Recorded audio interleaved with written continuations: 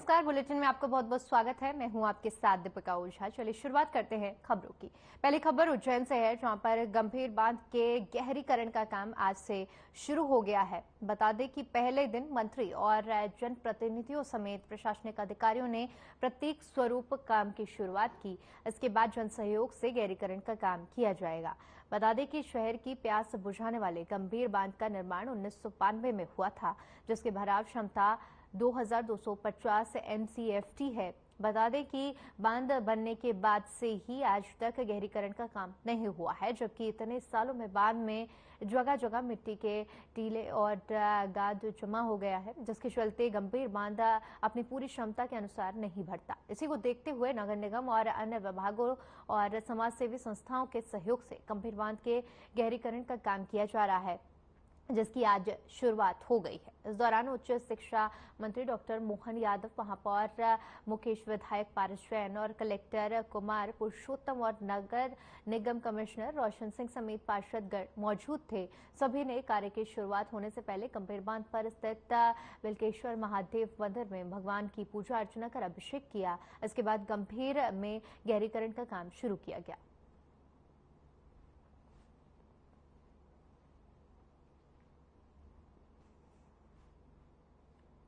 उज्जैन पानी जाना शुरू हुआ। पहले कच्चा डैम था, माननीय पटवा जी की सरकार में पक्का डैम बना, जिसके माध्यम से उज्जैन तक पानी जाता रहा। 2009 में माननीय मुख्यमंत्री के नेतृत्व में गहरीकरण का काम चालू हुआ था। उसके बाद आज एक ऐसा अवसर आया जो अमृत काल के माननीय प्रधानमंत्री के आह्वान के आधार पर माननीय मुख्यमंत्री जी ने भी लगातार आह्वान किया है कि सभी जितने जल संग्रहण केंद्र हैं उनकी क्षमता बढ़ाई जाए। आज हमारे अपने इस उज्जैन में आपस में तालमेल करते हुए सरकारी स्तर पर, नगर निगम के स्तर पर, पीएचई और सभी लोगों को जोड़ करके जन सहयोग से यहाँ गहरीकरण का काम का शुरुआत हुई। इस अवसर पर यशस्वी हमारे अपने माननीय विधायक पारस जैन जी, महापौर माननीय मुकेश अग्रवाल जी, प्राधिकरण अध्यक्ष जी, हमारे अपने ओम जैन जी, कलेक्टर उज्जैन और सभी अधिकारियों के साथ हमने आज शुरुआत की है। उम्मीद कर रहे बिल्केश्वर डैम का ये जो जल संग्रहण केंद्र है इसका ज्यादा उपयोग कर पाएंगे और जितना मिट्टी निकल रही है। ये वर्ष 2009 में माननीय मुख्यमंत्री शिवराज सिंह चौहान जी के नेतृत्व में हमारे गंभीर का गहरीकरण का काम प्रारंभ हुआ था। तो उस समय जब प्रारंभ हुआ तो उसके एक आध दो दिन बाद ही बारिश आ गई थी। इस कारण से इसका गहरीकरण का काम हो नहीं पाया और हम बहुत विगत वर्षों से आम जन की भी यह भावना थी कि जब बारिश आने के पहले जब पानी कम हो जाता है तब इसका गहरीकरण होना चाहिए। तो तब से हम इसको बार बार विचार भी करते थे, तो अलग अलग लोगों की अलग अलग राय आती थी। किसी का कहना होता था कि अगर इसको अपन गहरीकरण करेंगे तो पानी अंदर चले जाएगा। तो लेकिन अभी हमने पूरी टेक्निकल लोगों की राय लेकर के सारे लोगों से चर्चा करने के बाद हमने ये तय किया है, कुछ स्थान हमने चिन्हित किए हैं जहाँ पर ये टीले बने, उन टीलों को हम यहाँ से हटाने वाले हैं। तो इसके कारण से इसमें पानी की क्षमता बढ़ेगी।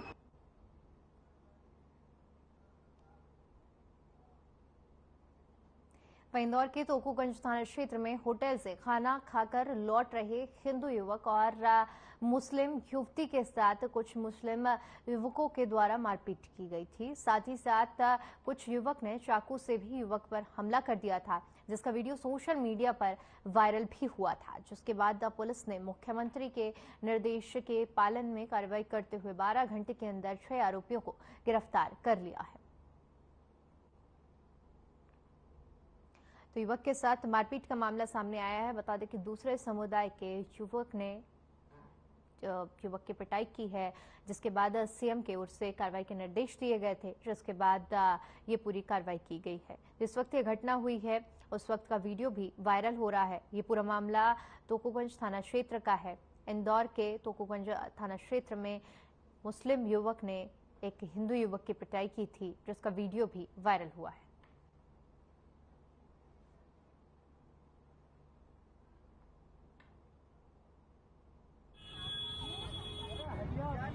इसमें जो नामजद 7 आरोपी थे उसमें 307 का प्रकरण दर्ज किया था और बलवे का प्रकरण दर्ज किया था। 7 आरोपियों को गिरफ्तार कर लिया गया उसमें। सर क्या क्या नाम है उन आरोपियों के और घटना कहाँ पारित करी? ये उसमें आरोपी हैं शोएब है, मुजम्मिल है, शेख दानिश है, छोटू अरबाज है, सावेज है, आवेश है और आमिल है। इनको 7 को गिरफ्तार कर लिया गया है। और ये घटनाक्रम कुछ इस प्रकार से था कि जो लड़की है वो वर्ग विशेष की है। वो मदनी होटल पर ये लोग अपने दोस्त के साथ खाना खाने के लिए गए हुए थे। रात में 11:30 बजे करीब की बात है। वहाँ से कुछ युवकों ने इनका पीछा किया और यहाँ अपना ठीक है, चौराहे के पास में उनको रोक के उनको मारपीट करने की कोशिश करी। उसके बाद ये धेनु मार्केट वाले रास्ते पर उनके साथ मारपीट की गई और रेलवे स्टेशन के सामने उनको रोक के पुनः मारपीट करने की कोशिश की गई। उस पर से जो 2 लोग थे जिनको चाकू लगा था, उनकी रिपोर्ट पर से वहीं स्वच्छता अभियान और गौरव दिवस को लेकर इंदौर महापौर ने सिटी बस ऑफिस कार्यालय में विशेष बैठक आयोजित की गई और होने वाले दोनों ही आयोजन के संबंध में चर्चा की गई। महापौर पुष्पमित्र भार्गव ने बताया कि इंदौर की स्वच्छता ही इंदौर का गौरव है और इंदौर गौरव दिवस के उपलक्ष्य में शहर के विभिन्न क्षेत्रों में शहर के जनप्रतिनिधि, विभिन्न संगठन और स्वच्छता कार्य में सदा सहयोग करने वाले संगठन के पदाधिकारी एक साथ अपने अपने वार्ड में और क्षेत्रों में विशेष स्वच्छता अभियान चलाएंगे। उन्होंने अपील की है कि 31 मई को इंदौर का गौरव दिवस मनाया जाएगा। इस दिन के लिए महापौर ने इंदौर वासियों से अपील भी की है कि अपने घरों के सामने दिए जलाएं और रंगोली बनाएं।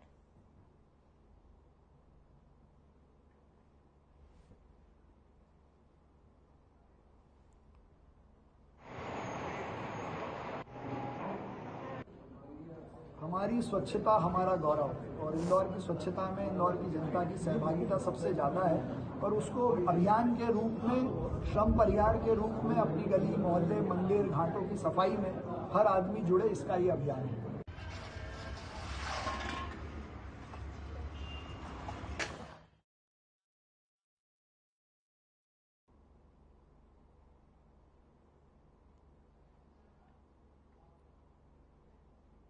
वहीं इंदौर में वर्ग विशेष समुदाय से जुड़े युवकों द्वारा मस्जिदों के बाहर विवाद भड़काऊ पर्चे बांटकर शहर की शांति व्यवस्था को खराब करने के मामले में पुलिस ने 5 युवकों को सीसीटीवी फुटेज के आधार पर गिरफ्तार किया है।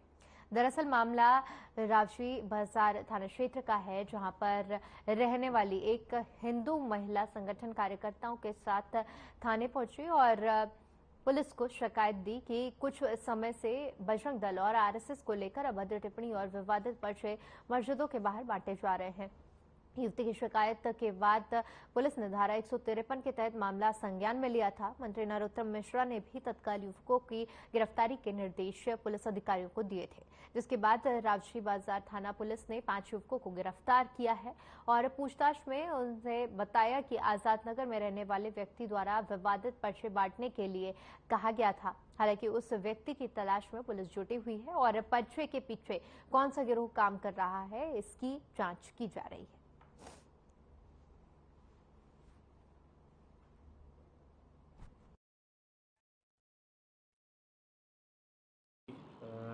कुछ अज्ञात व्यक्तियों द्वारा रात्रि के समय थाना राजूबाजार क्षेत्र में पर्चे बांटते हुए देखा और जब वो पर्चे देखे गए तो उनमें इस तरह का कंटेंट था जो समाज में सौहार्द बिगाड़ सके। तो इस मंशा से वो पर्चे बांटे गए थे, जिस पर से थाना राजूबाजार पर धारा 153A IPC का अपराध पंजीबद्ध किया गया। वरिष्ठ अधिकारियों द्वारा प्रकरण की गंभीरता को देखते हुए टीमें गठित की गई और लगभग 4 टीमें इसमें लगाई गई। अलग अलग एंगल से उन्होंने काम किया। जो टेक्निकल इनपुट्स थे, सीसीटीवी फुटेज खंगाले गए और ह्यूमन इंटेलिजेंस पर भी काम किया गया और जिस पर से थाना राजूबाजार द्वारा जो है 5 आरोपियों को गिरफ्तार किया गया और जो है ना आगे कार्रवाई की जा रही है। खबर भिंड से है, जहां पर ऊर्जा मंत्री प्रद्युम्न सिंह तोमर से बिजली समस्या को लेकर महिलाओं ने शिकायत की है। बता दें कि उद्घोषित बिजली कटौती बिजली बिलों को लेकर महिलाओं ने शिकायत की है, जिसके बाद मंत्री ने बिजली अधिकारियों को मौके पर बुलाकर समस्याओं को लेकर बातचीत की और समस्या के निराकरण करने के निर्देश भी दिए।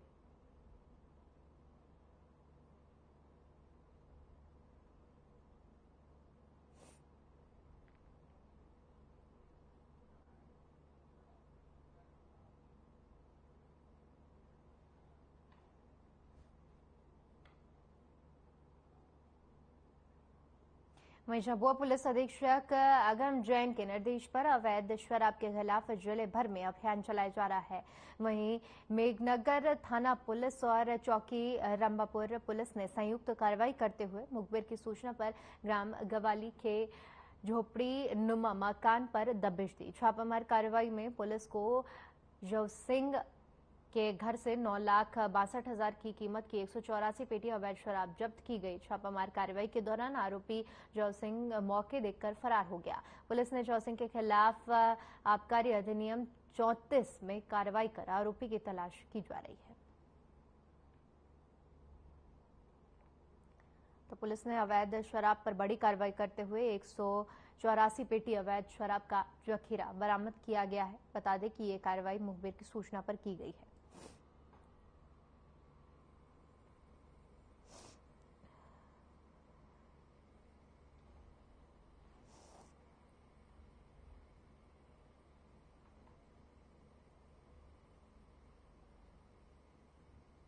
मुखबिर से थाना मेघनगर चौकी रंभापुर पर जो चौकी प्रभारी रमेश कोहली उनको सूचना प्राप्त हुई कि ग्वाली में एक मकान के अंदर अवैध शराब का भंडारण किया गया है।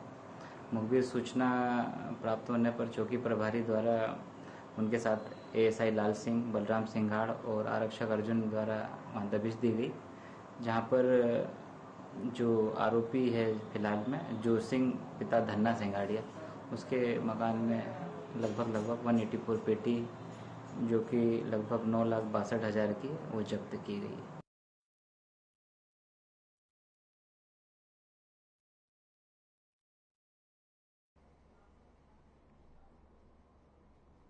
खबर इंदौर से है, जहां पर सामाजिक संस्था हो या फिर आम जनता, सभी हमेशा नवाचार करने की कोशिश में लगे रहते हैं। जैसे इंदौर को स्वच्छता में नंबर 1 बनाने की बात हो या फिर वाटर हार्वेस्टिंग सिस्टम लगाने की बात हो, इंदौर हमेशा से कुछ नया करने की कोशिश में लगा रहता है। उसी तरह शहर को भिक्षुक मुक्त करने का भी अभियान शुरू किया जा रहा है। अभियान का मकसद शहर के ट्रैफिक सिग्नल पर भीख मांगने वाले बच्चे हों या फिर बुजुर्ग, सबको पुनर्वास केंद्र ले जाकर उनके जीवन सुधारने की कोशिश की जा रही है। इसी को लेकर हेमू कॉलोनी चौराहे पर नागरिकों को एक शपथ दिलाई गई कि वे भिक्षा नहीं, शिक्षा दें।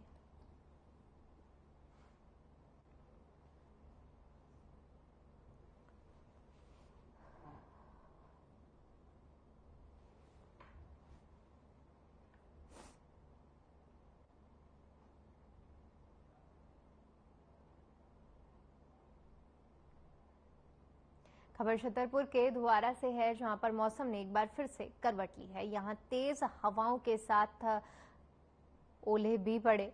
आपको बता दें कि बड़ा मल्हारा ब्लॉक का अंतर्गत आने वाले धुआरा तहसील में तेज हवाओं के साथ ओलावृष्टि हुई। मौसम की करवट लोगों के चेहरे पर खुशी देखने को मिली।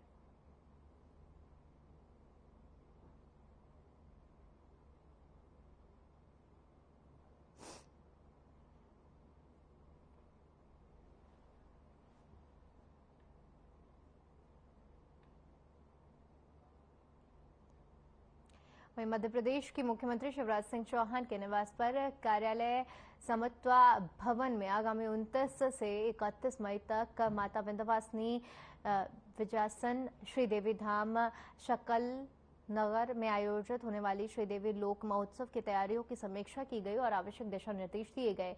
इस अवसर पर सांसद रमाकांत भार्गव, पूर्व मंत्री और सिलवानी विधायक रामपाल सिंह, संभाग कमिश्नर, जिला कलेक्टर प्रवीण सिंह, जिला पुलिस अधीक्षक मयंक अवस्थी समेत प्रमुख जिलाधिकारी भी उपस्थित रहे।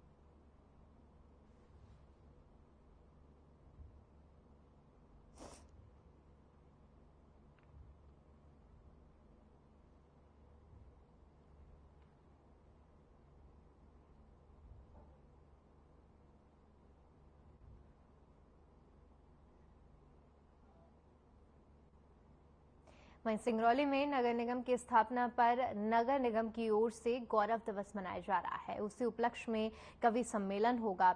इस कवि सम्मेलन में स्थानीय कवियों और कवियत्रियों को न बुलाए जाने पर समाजसेवी और कवियत्रियों ने कार्यक्रम में आयोजन पर तीखी प्रतिक्रिया व्यक्त की है। आयोजकों पर आरोप लगाते हुए उन्होंने कहा कि कैसा गौरव दिवस जब स्थानीय कवि और कवियत्रियों को नहीं बुलाया जा रहा है, तो ये कैसा गौरव दिवस मनाया जा रहा है। इसके साथ ही इस आयोजन में भाग लेने वाले कवियों ने व्हाट्सएप पर अपना मैसेज भेज लेकर कहा है कि जिस तरह सिंगरौली नगर निगम के स्थापना दिवस पर गौरव दिवस मनाया जा रहा है, वहां स्थानीय कवि और कवियत्रियों को नहीं बुलाया जा रहा है, वह खेद का विषय है। ऐसे कार्यक्रम में स्थानीय कवि कवियत्रियों को नहीं बुलाया जा रहा है।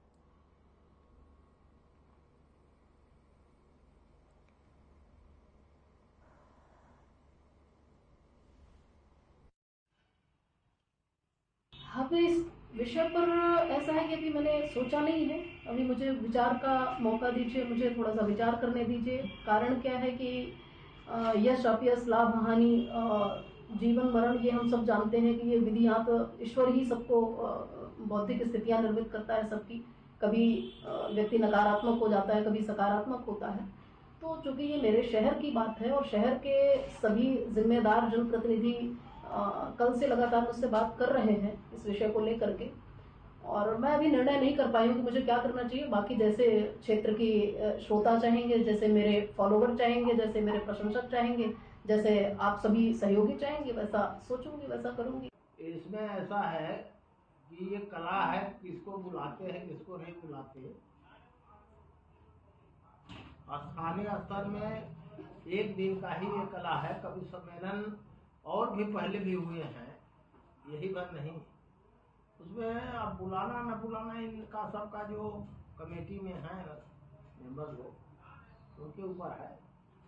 नहीं तो आप एक क्षेत्रीय प्रतिनिधि हैं, आपको कैसा लगता है कि अपने क्षेत्र हमको ऐसा लगता है कि योग्य आदमी को बुलाना चाहिए। राइट, वही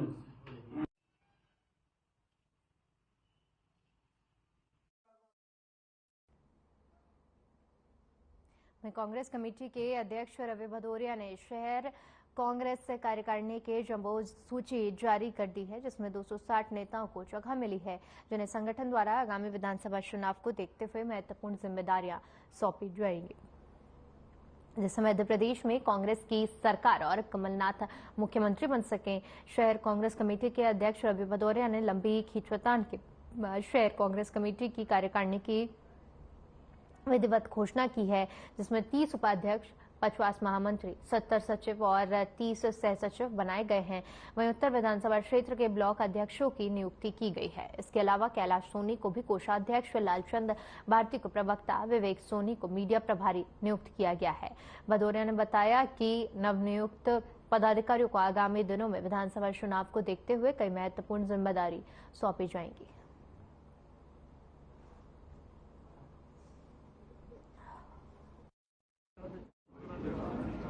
शहर जिला कांग्रेस कमेटी में उपाध्यक्ष, महामंत्री, सचिव, सह सचिव और विशेष आमंत्रित सदस्यों की नियुक्ति की है।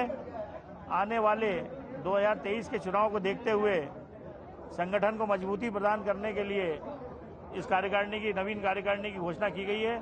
चूंकि मैं अध्यक्ष बना उसके बाद ये कार्यकारिणी की, नवीन कार्यकारिणी की घोषणा हुई है कि जितने भी हमारे यहाँ पर पदाधिकारी बने हैं, आने वाले समय में उपाध्यक्ष, महामंत्री जो बने हैं, इसमें से ही वार्ड के प्रभारी, 4-4 वार्डों के प्रभारी बनाए जाएंगे।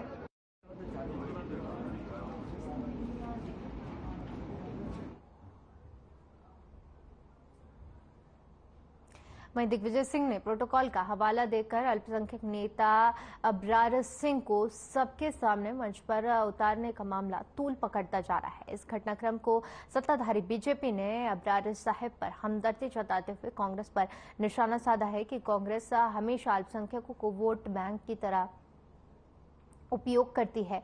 कांग्रेस अल्पसंख्यकों को कोई सम्मान नहीं देती है। वहीं बीजेपी के नेता अबरार साहब को बीजेपी में आने के पेशकश की गई है।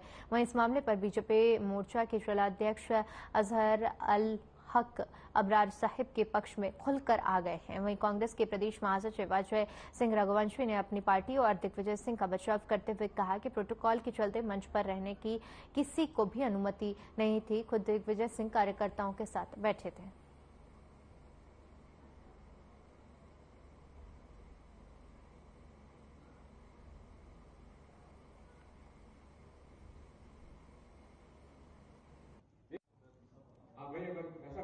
ये भाजपा का क्रियाकल्प, भाजपा की कथनी करनी, ये जग जाहिर है कि वो सिर्फ दोनों समाजों में दरार डाल के पॉलिटिक्स करना चाहती है।